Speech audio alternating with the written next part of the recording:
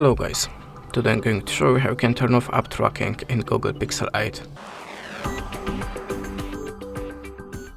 So in the first tab, open the settings, then look for the apps, and now just open the CL apps. Now just look for the app that you want to turn off the app location tracking. In my case it's Google Chrome, and choose permissions. As you can see, Google Chrome have a location permission on my device, so if you want to deny it, just tap on it and select don't allow. Choose don't allow anyway, and with this location permission setup, the Google Chrome or any other app cannot track your location anymore. If you want to check all the apps with this location permission, just click on this button. And this is how it works. Thanks for the watching, leave us a like, recommend, and goodbye.